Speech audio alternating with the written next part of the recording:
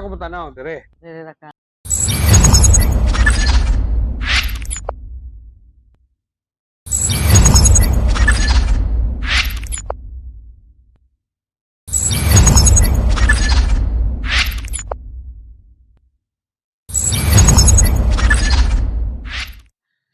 Good evening once again. We're live dinhi sa ato ang Beyond the Gabos SB Secretary Updates. This is Indira Dikiron Puspos or Miss Ice sa atong mga Cebullanos. No, maayong gabi, another evening, another episode of our update sa ato ang gipahigayon o ato mga pagpahigayon sa sangguniang bayan sa lungsod sa Sibulan ug sa kinatibuk ang mga kalihukan sa ato ang lungsod.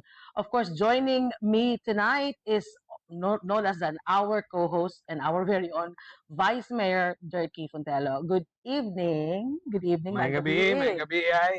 Gabi, Vice. No, may gabi sa atong mga amigo din ha, mga higala no sa mga nagsubay nini bago pa ning atong programa, pero atong gipaning kamutan nga kanunay no, mapadayon nato ni masigi nato every Wednesday at 7 p.m.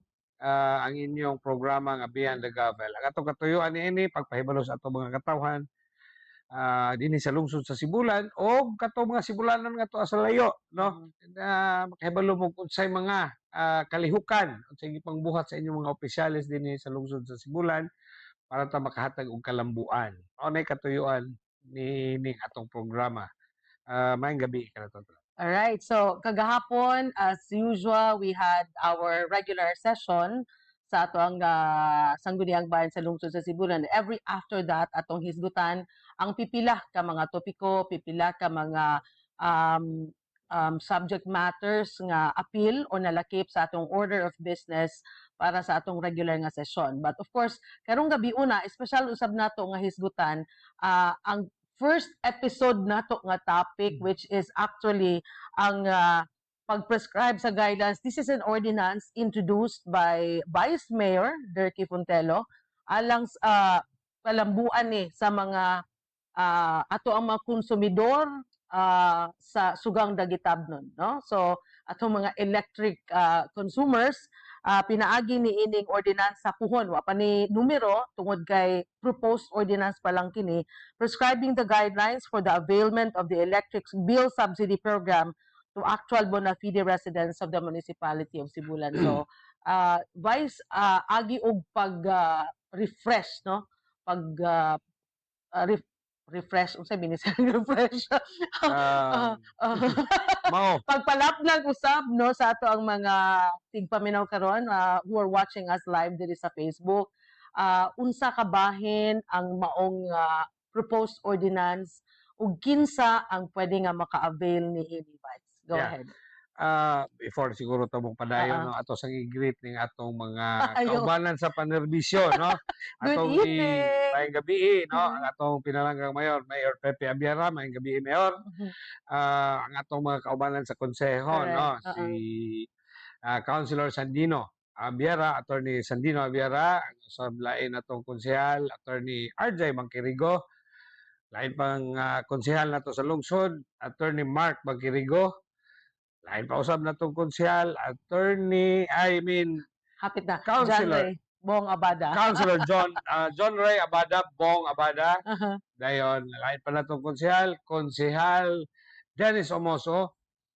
Dayon lain pa natong konsehal kanhi mayor atong amigo Councilor Tony Renacia. Dayon ang ato ang third termer veterano nga legislator sa lungsod sa Sibulan Councilor Eddie Gravador. Dayon ang ato sa mga kauban Tatak Sikat, Ding Dong Ang. Alright, No? We have some members also nga ex-officio members din sa atong konseho. Ang atong Liga ng mga Barangay President, no? ABC President, Barangay Captain, MFF Bulagaw, and then ang atong SK Federation Chairman, Kyle Aster Jonko.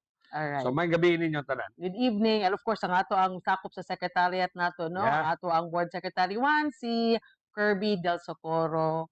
Hi Carl, may gabi. And si Mary Ann Boladola. Yeah. The rest of our staff, si Ranel, si Isa, and si Pearly, and for all other workers nato nga nagtabang gayud sa inadlaw-adlaw natong pagdumala diha sa ato ang Office of the Sangguniang Bayan Secretary. Mga na Yes. itong workforce, no, sa inyong Sangguniang Bayan din sa lungsod sa Sibulan. Alright. Let's Anyway, go back, Vice. Katong kinsa o nganong nakahuna-huna ka nga ipalabang kining maong ordinansahon. Basi lakip dahil natong ipahibalo, Vice, no, nga ang Vice Mayor, dili lang sa presiding officer but he can also sponsor a measure or an ordinance, no? Pwede siya nga mo relinquish usa sa iyahang lingkuranan isip presiding officer para munaog siya, mo join siya sa regular nga mga miyembro sa Sangguniang Bayan para makapalabang siya og usa ka ordinance o usa ka balaod nun. So let's proceed, Vice, no, sa ato ang topiko ngano nga nakahuna ka nga mupalabang niining maong balaod nun. alright. Actually, gibalik na namo ni nga topic, no? Ano man among gibalik kay the first time among first episode no dili maayo kay ang among audio, no. So daghang nangutana, daghang ni text ako dili masabot to inyong gistoryahan, no. So Pasensya. pasensya jud tay kay medyo practice pa pud ni, no. But anyway, karon amo na lang hisgutan balik, no, kay daghan ang interesado ni ining ordinance. Actually, this is an ordinance nga more on an election promise, no. I made a promise during the campaign itong aging eleksyon, no, nga if given the chance to be vice mayor, we will pass an ordinance nga magahin, no, og portion sa abot sa atong economic enterprise, particularly sa abot sa pantalan, atong gahinon igahin para sa electric bill subsidy sama sa lungsod sa Valencia, no. Now may bayad ni mangupya og kuan ni klase nga dili ta allowed mangupya. Correct, So ato ra gikopya ang ilahang paagi dito, but dili tanan atong gikopya kay lahi-lahi man og source, no. Ang source sa fund sa electric bill subsidy sa lungsod sa Valencia gagikan sa geothermal. Sa ato ari ra ta sa pantalan magkakuha, no. Of course, obviously mas gamay gyud ang kita sa pantalan kumpara sa geothermal.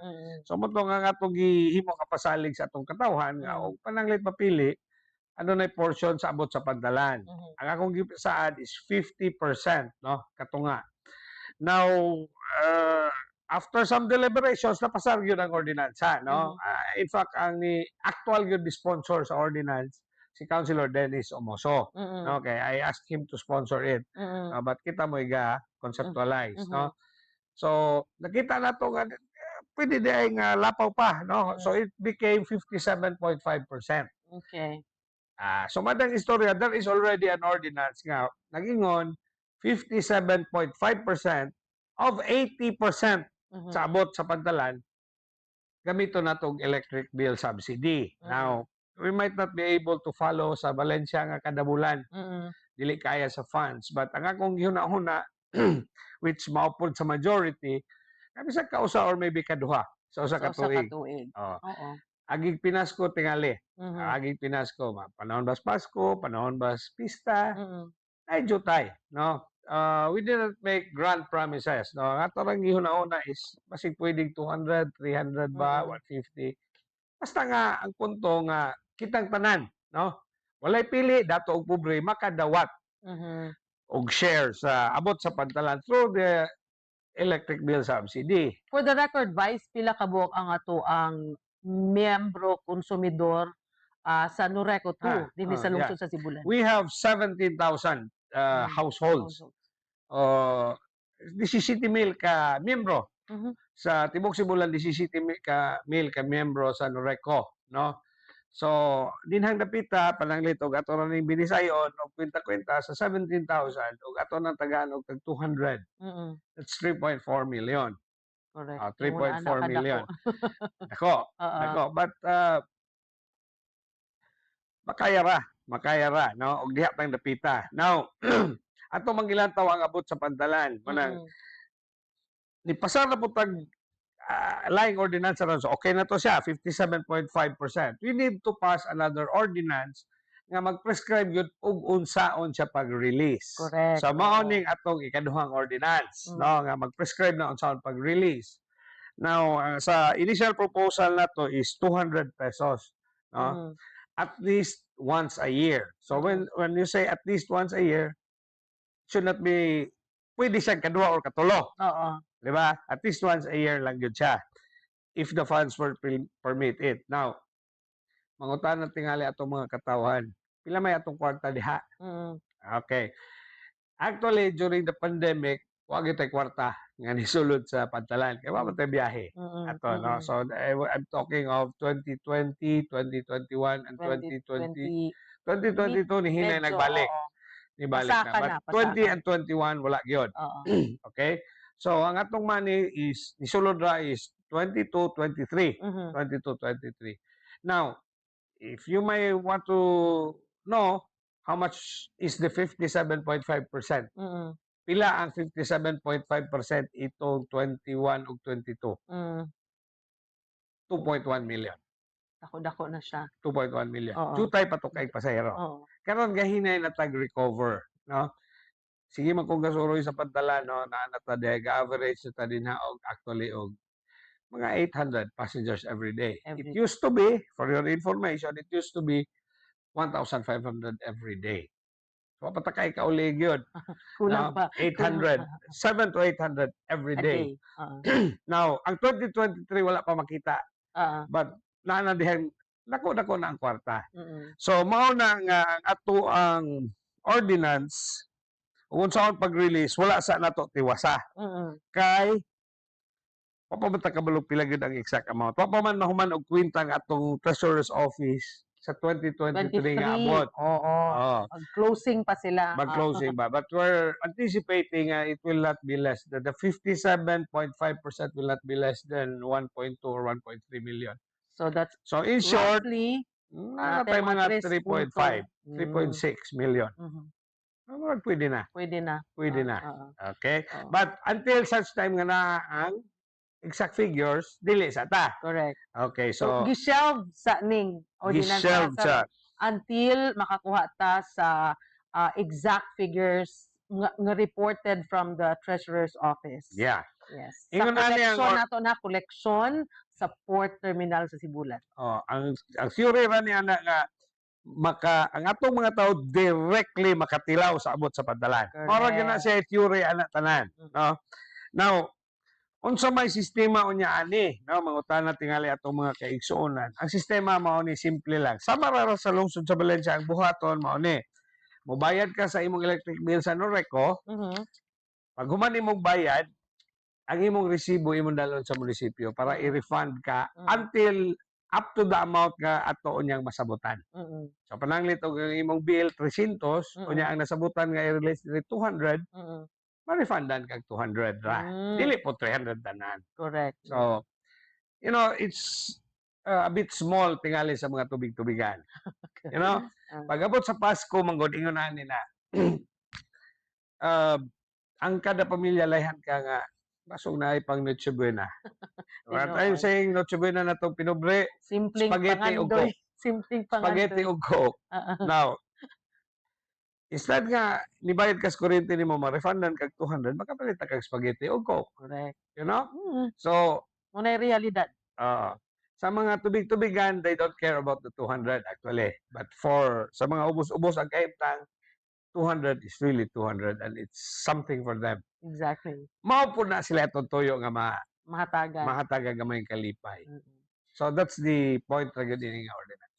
So hopefully no in murag unsa may target completion sa Treasurer's Office nga mahuman nila og sirado ang account for 2023 unya masuta nato kung pila gyud ang mamahimo nga 57 point pila ka porsyento nga makuha nato sa Economic Business Enterprise sa Sibulan nga maoy igahin para sa electric subsidy program. Oh, with Ivan there at the Treasurer's Office, paspas ka ay, imong brother, imong igsoon. No? The hardworking brother. Yeah. Dali ra ni. No, pagkapin na ni, we surpassed the targets last year with Ivan para makaibalo ang mga Sibulano. No? With Ivan Riqueron as the treasurer, we surpassed the collection targets. So he even got an award for that. Yeah, so anyway, thank you.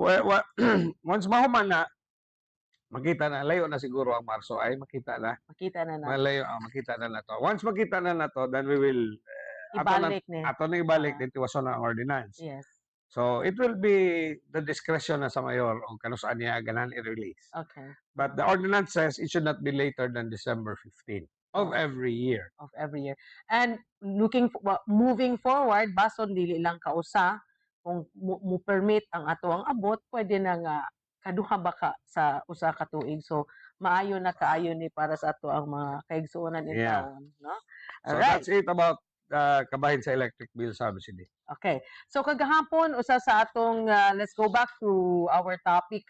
Kagahapon atong naisgutan ang usa sa mga concern, no? This was raised by attorney, our councilor Jose Sandino Abiera, kabahin ni sa Marina Memorandum whereby the fast craft operators shall shoulder the meals and accommodation of stranded passengers in the Sibulan Port Terminal during calamities. Usaman good ka nahitabo sa nakalabayng bulan, I think it was January or December ba to, nga adunay bagyo nga may bisita sa ato ang area of responsibility unya adunay Gale mga warning pasahero na to siya. gale warning.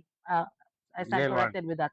It's just a gale warning nga dili pwede makabiyahe ang pipila nato, especially ang fast craft, no? So unya na ay mga stranded nga pasahero tungod kay dili naman pwedeng mulabang kay duwa na tuguti sa ato ang Coast Guard. So ang nahitabo gitawagan ang ato ang mga opisyalis sa lungsod sa Sibulan ug unsaon ning mga stranded nga pasahero. Ang problema atong time because of course tungod kay ang ato ang kwarta sa gobyerno kinahanglan nga klaro ang pagpagawas ug unsay mga gigastuhan niini. And we were informed, Vice, no, nga dili siya pwedeng ma-charge because there is this Marina Memorandum nga ang mga pasahero dapat i-shoulder sa fast craft or sa mga operators sa sea vessels nato, Vice. Go ahead. Yeah. Nahimo magog dili man ni actually karon na nahitabo no kadaghan na but karon na nato natindihan ni. When I was barangay captain nag-experience pud man ni magbagyo, walay biyahe mas stranded ang pasahero. Now the question now is kinsa may mopakaos mga pasahero. So ang nahitabo ang atong last experience ana katong na gale warning niingon ang atong mga operators like Maayo Shipping and the 4 Aces kanang operate sa fast craft. Maayo Shipping is kaning roll on roll off nga vessel og nya fast craft sa Cuadro de Alas. Cuadro de Alas. Ingon sila nga ang ilang pakanon na katong mga nakapalit ng ticket. Nakalukat ng ticket. Dayon allegedly ingon ko no ang mga operators nga all others nga wala pa kapalit og ticket. Murag responsibility sa LGU. Ingon ana. So mao daw gipatawag ni Councilor Sandino Abiera, no, ni Councilor Abiera kay atong gi-address ni nga problema. Now sa ilang committee meeting, according to the report of Honorable Abiera, nga correct gud ay, you know, naaday sa ilang agreement with Marina. Ano nga they are only obligated to serve food and accommodation to those passengers nga nakapalit na og ticket. Okay, so maura po ilang serbisyuhan. Now, question. Kinsa man roy mo shoulder atong wala pa kapalit og ticket? Kinsa man mo shoulder? Nga layo ang ulian o di na pwedeng mo biyahe pa kay layo ang gigikanan. Kinsa mo shoulder sa ilang accommodation and food? Is it the LGU? To my mind, murag dili insakto. Kay og wala man ganing sila'y contact pa or wa pa sila'y transaction kay wa pa kapalit og ticket. With more reason nga kita wala gyud samot na yung nalayo na gyud ta. Ang LGU. Tinuod. So para nako, no, while it may be true nga ang ilang obligasyon sa ilang mga nakapalit og ticket, para nako pag humas bagyo, mapasahero man gihapon na nila kay mopalit man na eventually ticket. Musakay man gyapon sila mga Oh. So, pero kita wala kita. mm, Layo ta kayo. How do we justify I mean our expense mm, for food, mhm. for accommodation? Well, accommodation makaon ra na kay naa matay multipurpose Yes. building dito nga na rooms, no? Oo. But the food, Mm, how do we justify our expense? correct.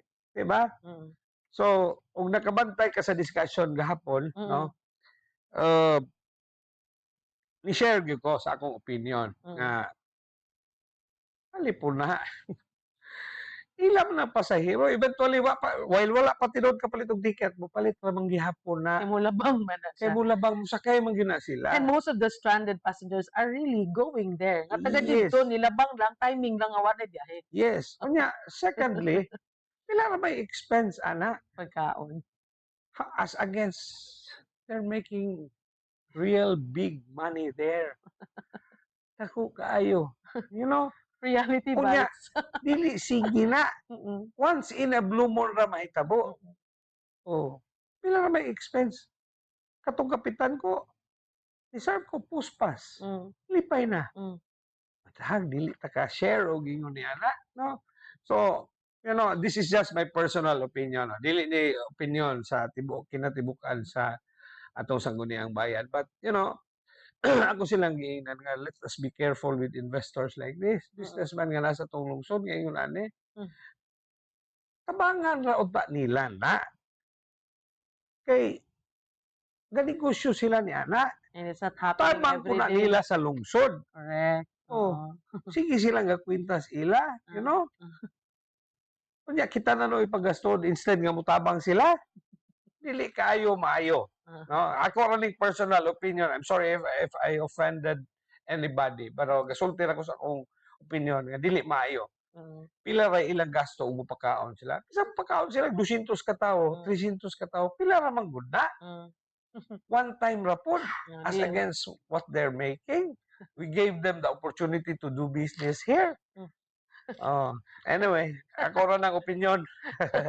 Well, mao no, so the committee report was adopted because truly mas mo prevail ang Marina Memorandum nga mo gisunod pod sa atong mga operators and the company who are doing business with us sa to ang sea transport. So, well, siguro vice ato silang hangyon in the corporate social responsibility naago nang maginagmay nga ingon ani unta no. But hopefully basin mapukaw sila sa with your comment. It is kuan ba? Kana bang ila rang ayuhon ko na una. Ila na pasahero eventually. Kay mulukat Ang na ticket ra ticket wala pa kalukat tinigilift og na. ticket. Maora na. Malifted na, di sakay naman gihapon. Oo, so ilang responsibility yun. And I hope makamata ni sila ba? Kay ako pa man ganing komedya gihapon nila sa atong mga kaubanan. They're very lucky nga ang mga opisyal sa Sibulan cool ra. Cool. Chill. They try to do it in the other towns. I tell you, they will have problems with officials. Magkwinta sila ingon ana, they will really have problems. Ang bason lang og makamata ni sila no nga kinsay naa din ha. Pakanon ra pila ra maguna, no? You know, pila ra maguna. Dali. Ila pag yung kitay pagastuhon, Orbida. Dili maayo. I'm sure na ay mga I'm sorry ha. contingency. I'm sorry but I have to say my piece kay ka-chance na ko.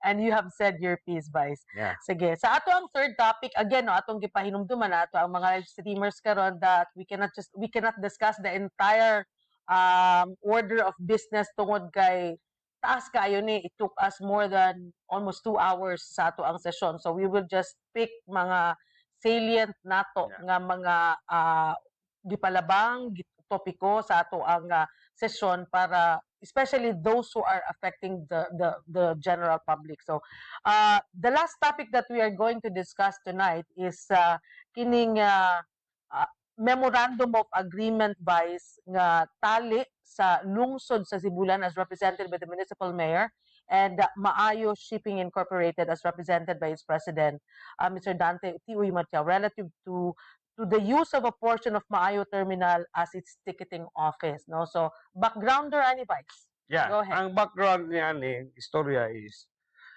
pagsugod na ni Mr. Dante Machao og operate niya around 2012, 11 siguro to. Then barangay captain man ko ana time pagsugod niya din ha ni-propose siya nga maguma siya ticketing office murag small terminal also. So of course naaman siya ga-operate na din ha. Di ang lungsod ni allow niya to make a small building that will serve as a ticketing office at the same time murag gamayng terminal. So iyang itukod na in 2012. Okay?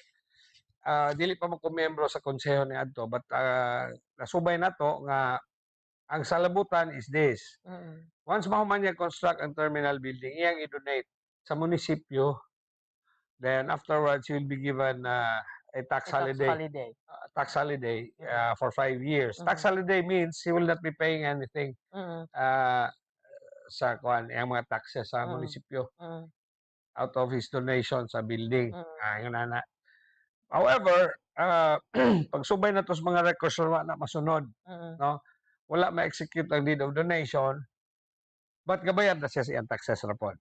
Okay, so hantod na naabot na taron time So, now napukaw na nga issue, so the LGU made representations with Dante Machao on niya sabot na sila nga i-donate na. I-donate na. We already gave the authority to the mayor to receive the donation. No, wala pa na ma-execute. No, ma-execute na. So, ang building i-turn over na sa munisipyo. Now, once mahuman na, we will already own it. Usa pa ta mosulod aning memorandum of agreement, no? Usa pa ta mosulod kay murag nauna man og sa atong discussion Vice in the previous order of business nato. Nauna og sulod ang memorandum of agreement. However, it was not donated to the LGU. So, we have to first acquire ownership of the building usa ta makasulod og MOA with the proponent si Sir Correct. Dante. Okay, so earlier ganina sa ato ang discussion si Attorney Mark made representation to Sir Roy Kalingason, our admin officer, to execute na, no? I-proceed na ang the deed of donation, papirmahan ni Mayor at papirmahan ni Sir Dante. As discussed during the meeting, naaman si Sir Dante ato nga they will enter into the deed of donation. Before, dayon usa pa nato madiskusyonan ang MOA nga mahimo na siyang sa lungsod sa Sibulan. Right.